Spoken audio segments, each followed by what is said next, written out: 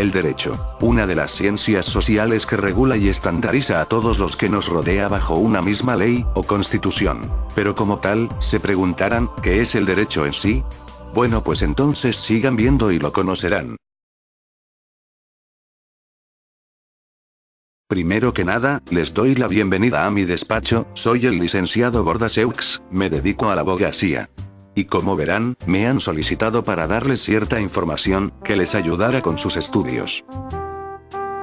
Por cuestiones morales, decidí mutear esta parte, solo evitémonos problemas. Manera oral y si es necesario, con manzanas o peras.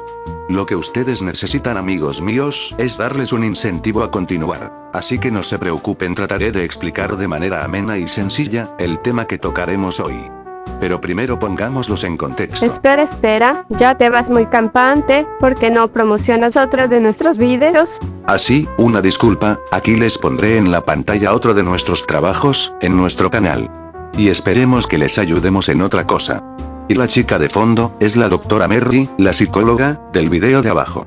A lo que también yo, y ella participamos en el video de arriba, si tienes problemas de literatura o problemas de bullying, ahí están los links en la descripción. ¿Listo? ¿Feliz? Sí, Pi, ahora puedes continuar, pero recuerda, no te salgas del tema, si quieren saber más sobre esta área, tendrán que pedírnoslo.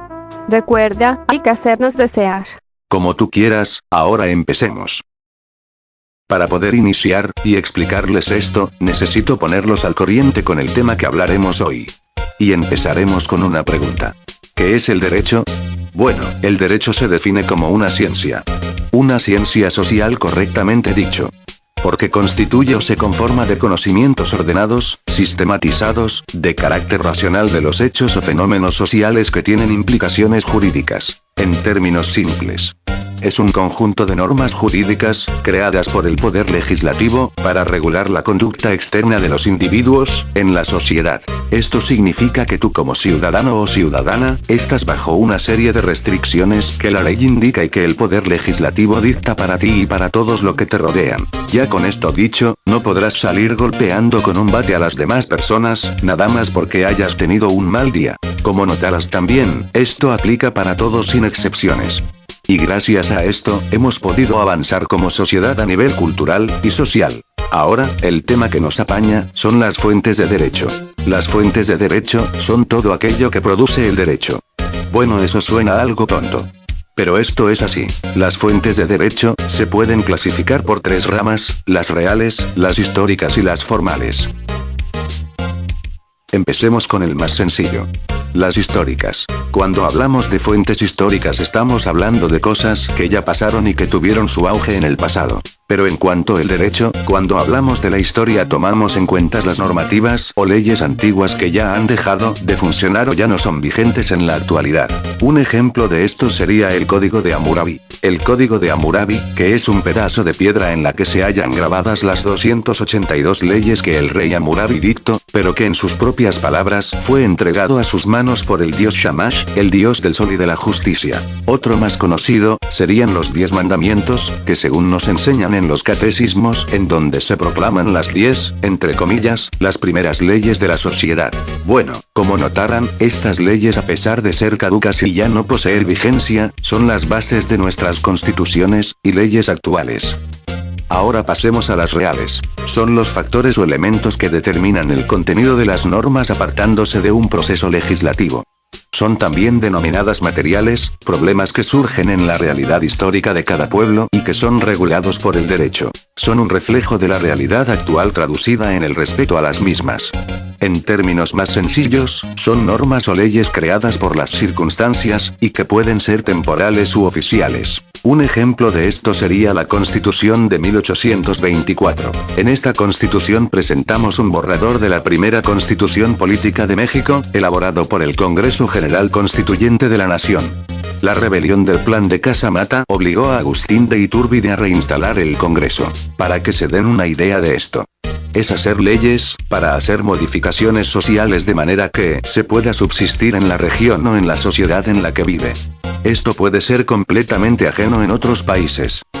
La última se puede prestar a confusiones, pero trataré de que se entienda ya que son varios elementos a tomar en cuenta, así que si tienes libreta y lápiz anota lo que te sirva. Las formales son los procesos de formación o creación de las normas jurídicas constituidas por diversas etapas que suceden en cierto orden y que deben realizar diversos supuestos, ejemplo la legislación, la costumbre, la doctrina, la jurisprudencia, y los principios generales del derecho.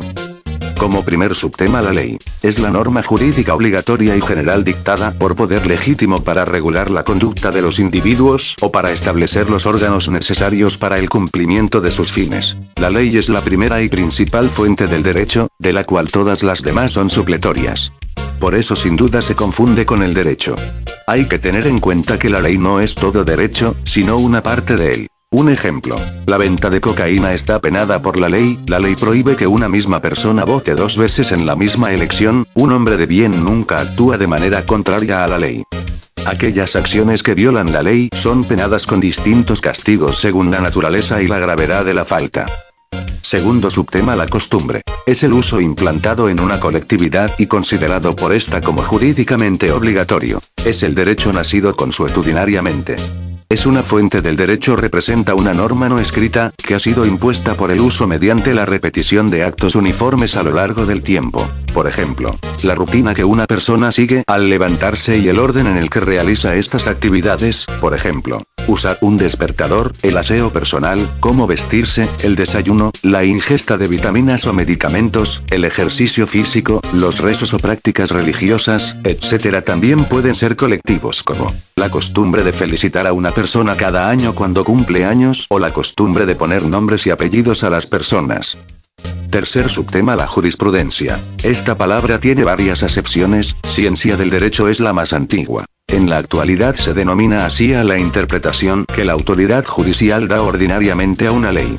También puede decirse que es el conjunto de sentencias emanadas de los tribunales o doctrinas que contienen criterios sobre un problema jurídico, establecida por una pluralidad de sentencias concordes, es la misma justicia que se hace en forma colegiada acerca de 5 tesis, criterio constante y uniforme de aplicar al derecho. Ok, en términos más simplistas, son sentencias emitidas por los tribunales en temas similares a los que se plantean.